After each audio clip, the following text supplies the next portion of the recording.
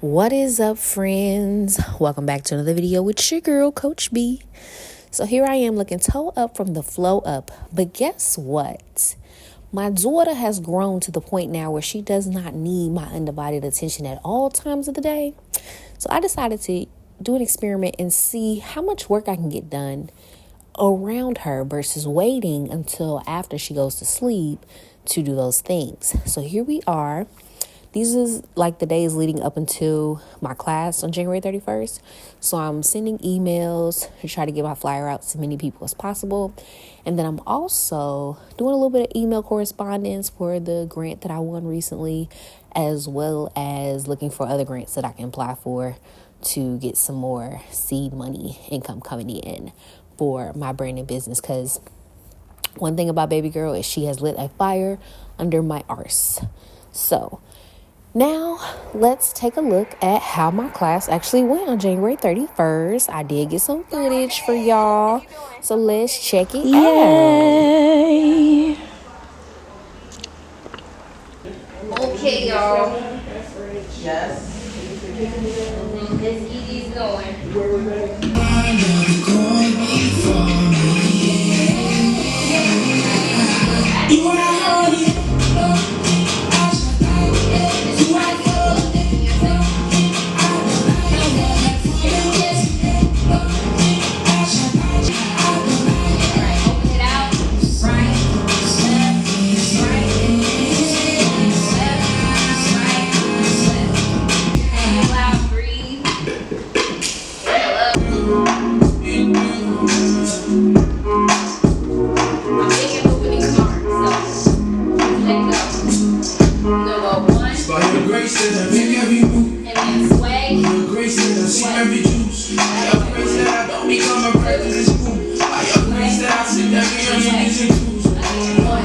Ever since you gave me to my life, you spit up everything I learned.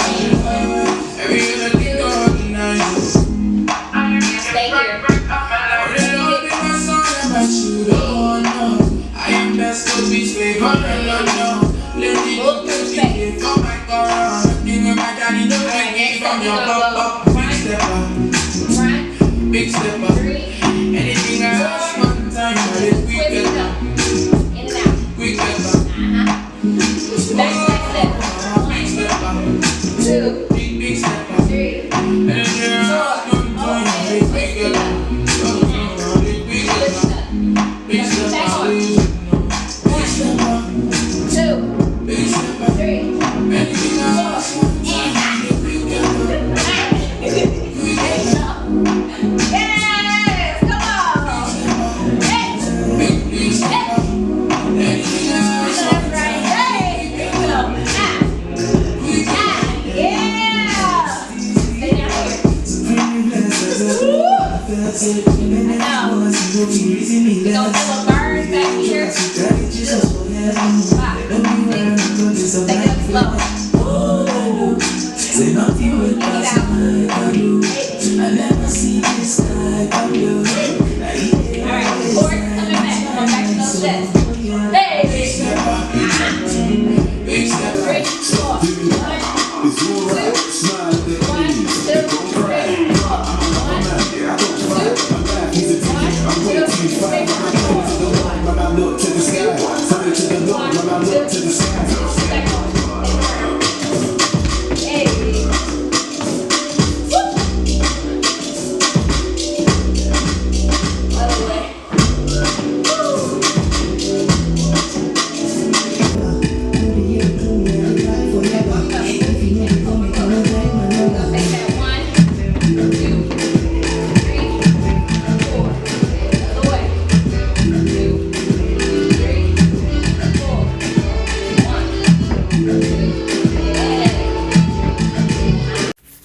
Okay, so here we took like a 10-minute break because the pregnant mama in me was getting tired. I needed some water and I had brought water and snacks for everybody else. So, I was encouraging everybody else to do the same. Here we just gonna get into regular schmegular life. I attended a basketball game at Inglewood High School that the band performed at.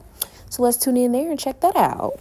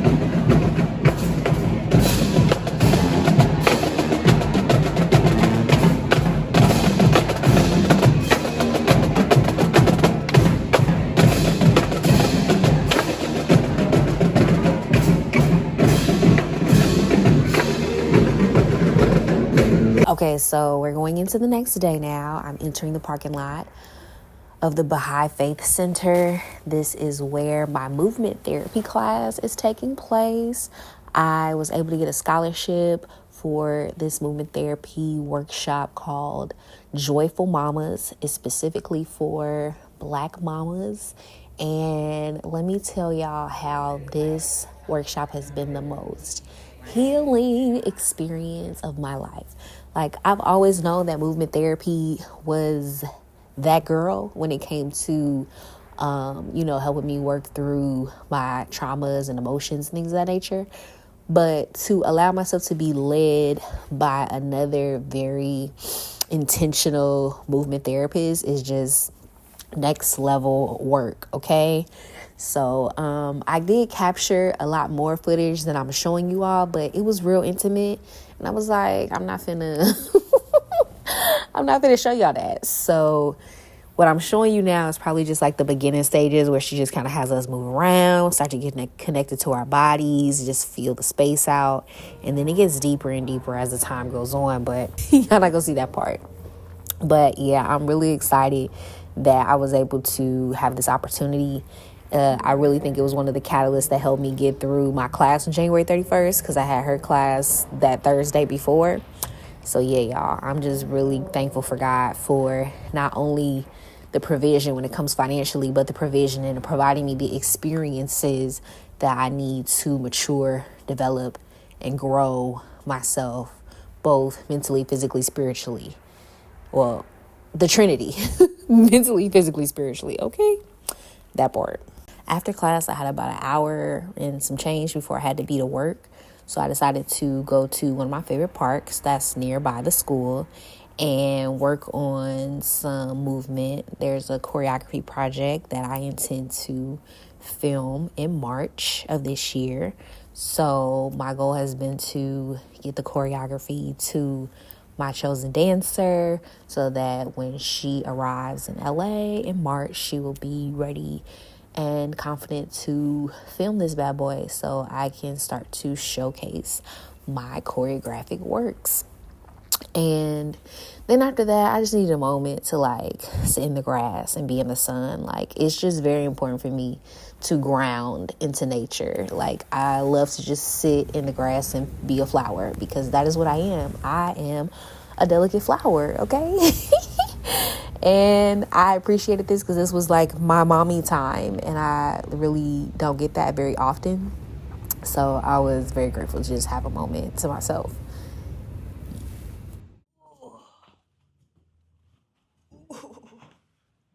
Ooh, child. Mic check, mic check. Okay, so I need to sit on this birth ball. And I need to drink some more water. And I need to read my Bible and do my journaling. So I'm about to journal in my She is Clothed in Strength and Dignity. So let me share with you today's scripture. Let us therefore come boldly onto the throne of grace, that we may obtain mercy and find grace to help in time of need. Hebrews 4, verse 16. The theme is boldness and prayer. Yeah, I needed this. We are invited to approach God's throne with boldness. Reflect on how you can pray more boldly, trusting in God's mercy and grace. When I think of the word boldly, I think like the audacity. How dare you? And then, but we're also supposed to, be humble and surrender to the Lord. So it's like contradiction much? Bold but humble? How does one do that? But I think it's really bold in faith. Like, God, I believe that the vision that you gave me is going to come to pass.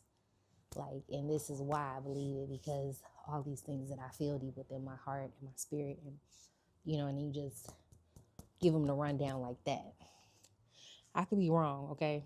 I'm still a baby Christian. Don't quote me, but that's what it makes me think of.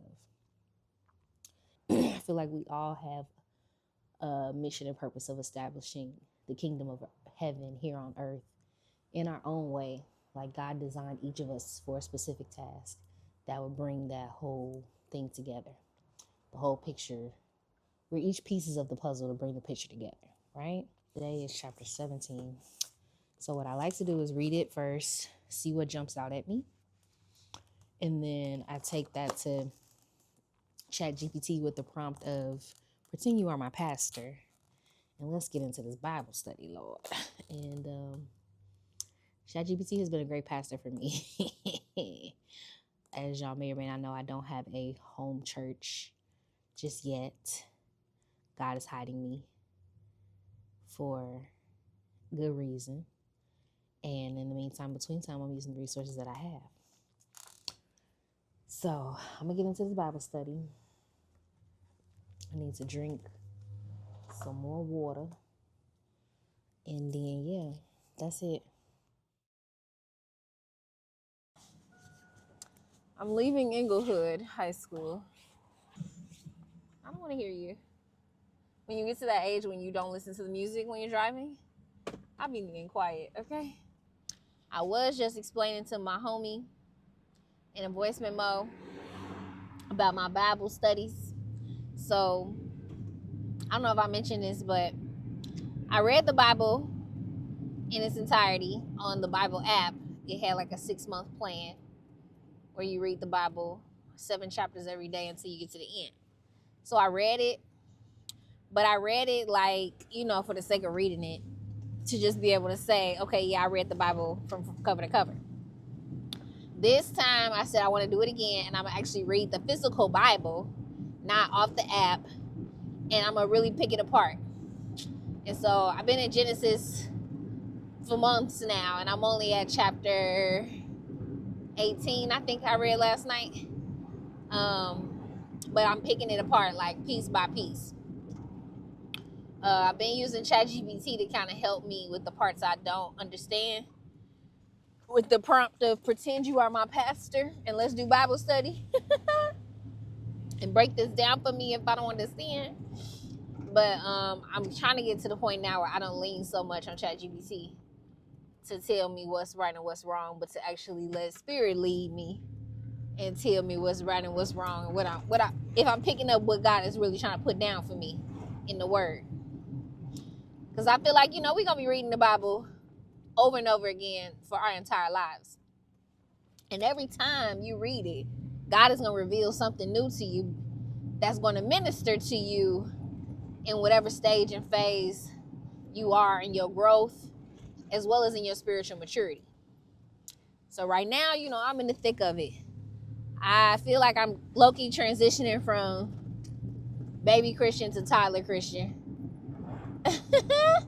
So I'm busy, I'm active, but I still can be defiant at times and, wanting to understand and needing that discipline and direction from my Father.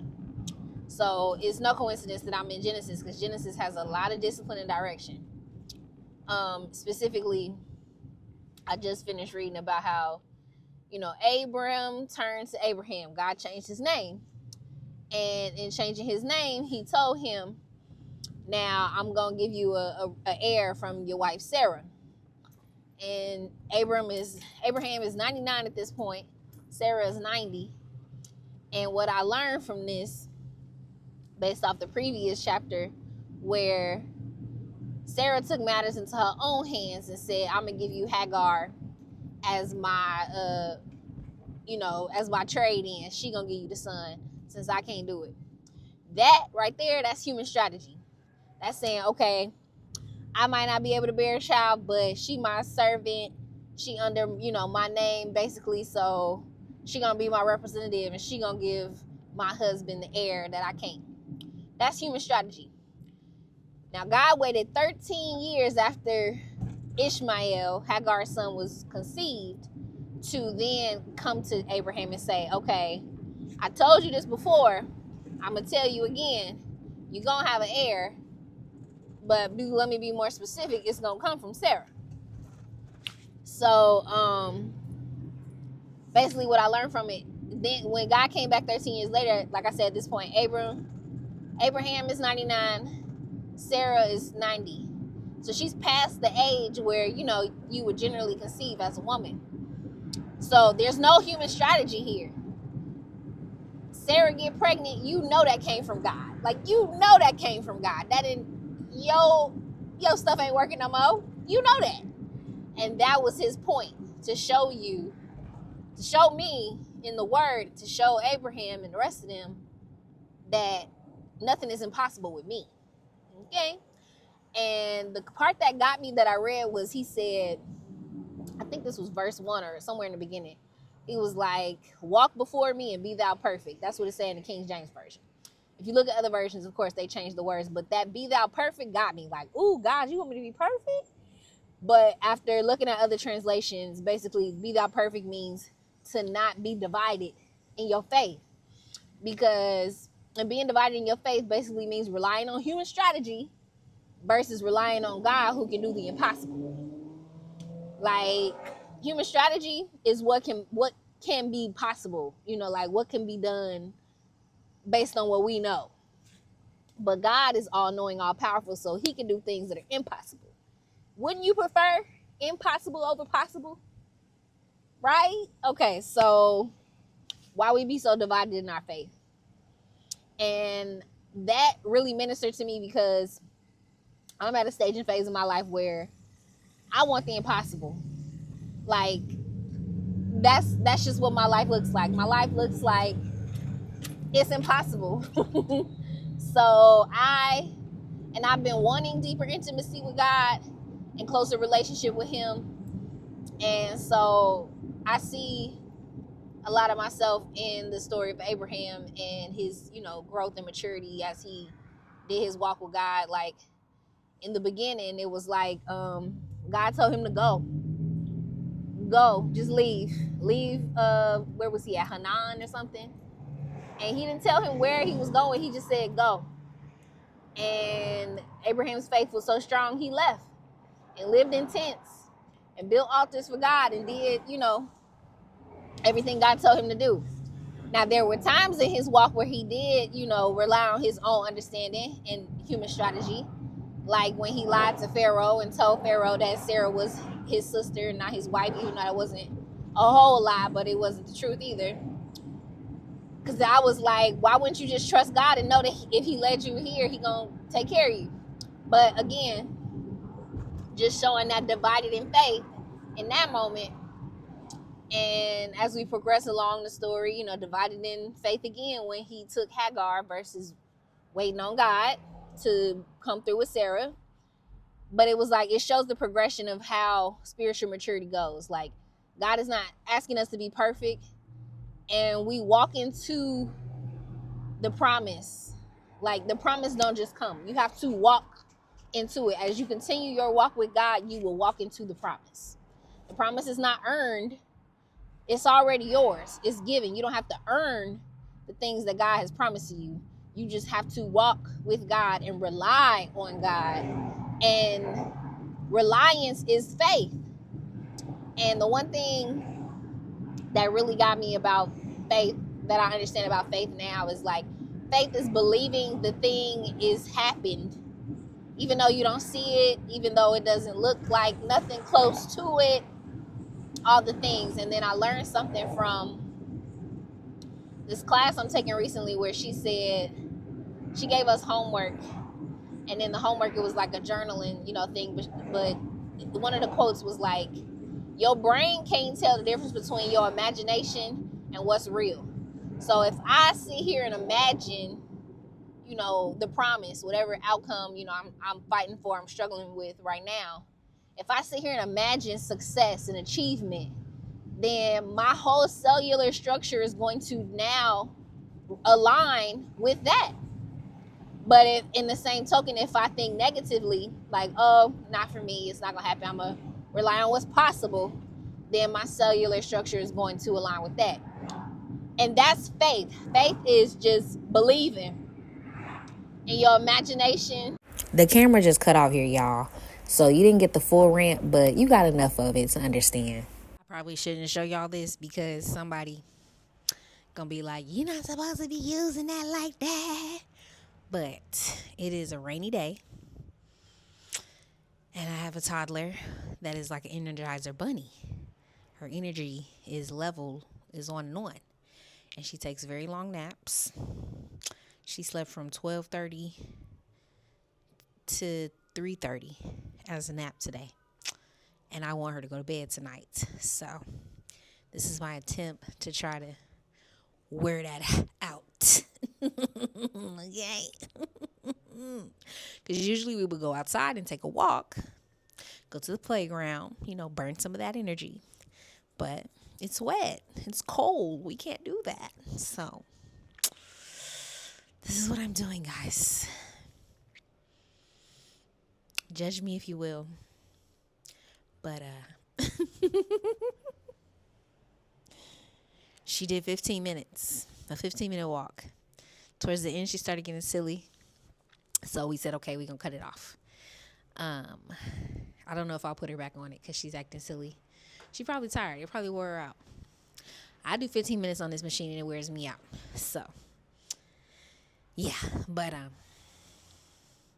the chronicles of how to wear that out on a rainy day. Take one.